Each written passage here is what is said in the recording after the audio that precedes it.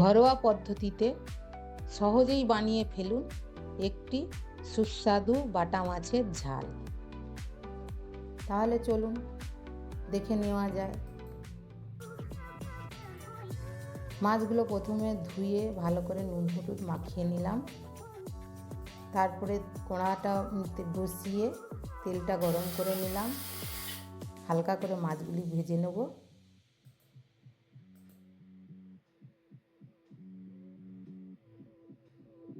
দেখুন মাছগুলো ভাজা হচ্ছে, হালকা করে ভাজবো।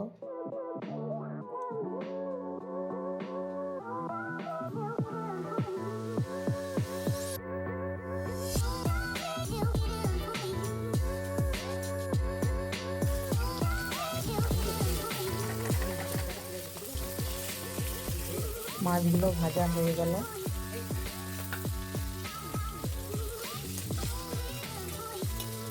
মাছগুলো তুলে নিলাম।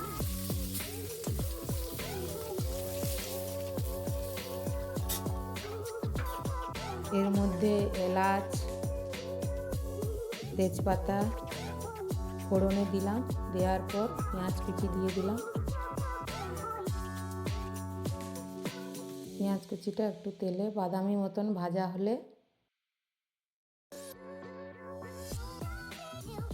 টমেটো দিলাম। টমেটো একটু নাড়াচাড়া করব।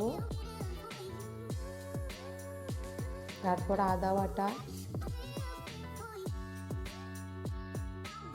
দিয়ে একটু ভালো করে কষিয়ে নেব।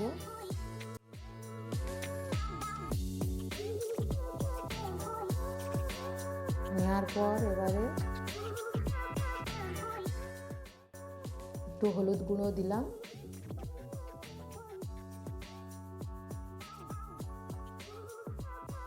দিয়ে লঙ্কা গুঁড়ো একটু দিয়ে দিলাম।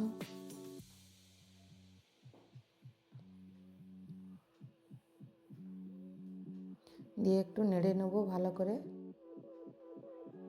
হলুদের গন্ধটা চলে যাওয়া পর্যন্ত একটু নাড়বো। নাড়ার পর পেঁয়াজ বাটা, ধনে বাটা, কাঁচা লঙ্কা বাটা দিলাম। দিয়ে একটু কষিয়ে নিয়ে একটু জল দিয়ে ভালো করে তাকে কষাবো।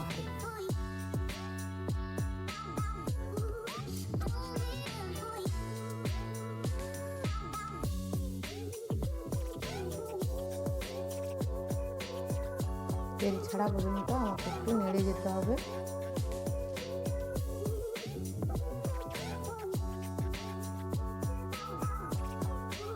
তারপর দু পিস আলু কেটে দিয়ে দিলাম। দিয়ে একটু কষিয়ে নেব।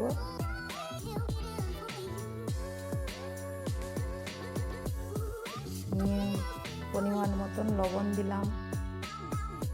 লবণটা দিয়ে একটু জল দিয়ে দিলাম। জল দিয়ে এবারে নাড়াচাড়া করব।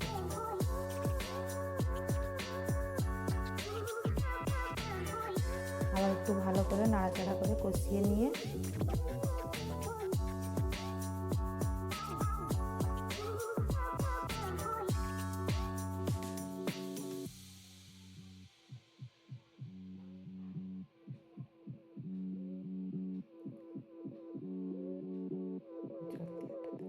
এবারে ভালো করে তরকারিটা ফুটে গেলে মাছটা দেব।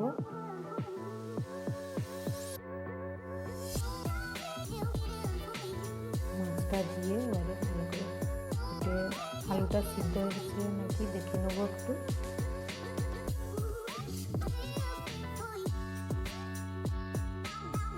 আলুটা সিদ্ধ হয়ে গেছে, এবারে ঢেলে নিচ্ছি।